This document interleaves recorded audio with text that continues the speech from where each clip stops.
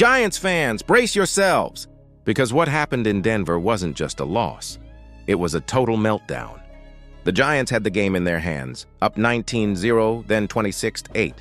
And somehow, they blew it. How does a team dominate for 3 quarters and then collapse in the final minutes? This one will sting for a long time, and what happened in those last 10 minutes might define the Giants' season. But before we get into it, if you're a die-hard Giants fan, make sure you're subscribed to Big Blue News. We're your go-to source for daily, engaging content on all things Big Blue.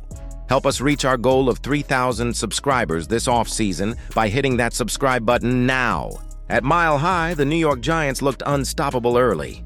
They jumped out to a commanding 19-0 lead against the Denver Broncos. Complete control, confidence, and energy. Fans thought this was the statement win the team desperately needed, but then everything unraveled. By the fourth quarter, the Giants were still comfortably ahead, 26-8 late in the game. It looked over. The Broncos were dead in the water, lifeless, out of answers. But with 10 minutes left on the clock, everything changed. And not in a good way for New York. In a shocking turn of events, Denver exploded for 33 points in the final 10 minutes.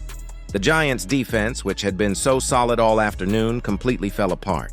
Missed tackles, blown coverages, and mental mistakes piled up one after another. And the offense? It couldn't respond fast enough.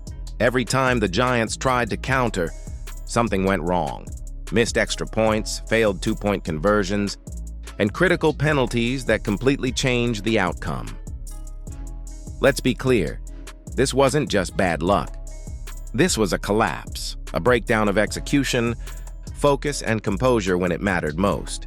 Still, the Giants had one last chance. After a late pass interference and unsportsmanlike conduct penalty, the Giants found themselves at the Denver 1-yard line.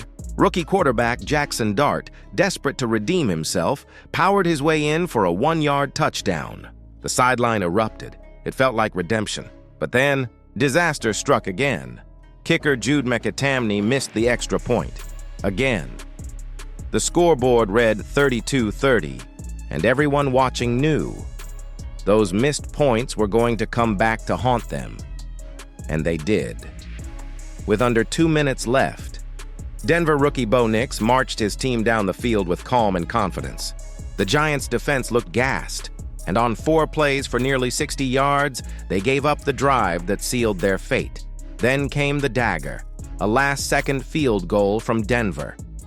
Final score, Broncos 33, Giants 32. Just like that, a game that was in the Giants' control for 55 minutes slipped away in the final 5. This wasn't just a regular loss. This was the kind of loss that tests a locker room. The Giants didn't just lose the game.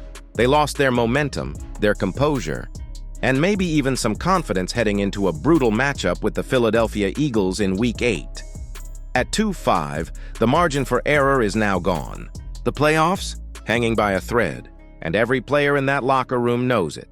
How the Giants respond after this collapse will define the rest of their season. Can the defense recover from giving up 33 points in 10 minutes? Will the team trust McAtamney after multiple missed kicks? And is rookie Jaxson ready to lead when the pressure hits hardest? Giants fans, these are the moments that separate contenders from pretenders. The clock is ticking, and the team's next move could decide everything. The Giants had it and let it slip away. A 19-0 start, a 26-8 lead, gone. This isn't just about one bad quarter. It's about heart, execution, and leadership. If the Giants can't fix this collapse mentality, it could define their season and their future. So now, the question every fan is asking, was this just one bad game? Or the moment everything started to fall apart? Stay tuned, because the answer might come next week in Philadelphia.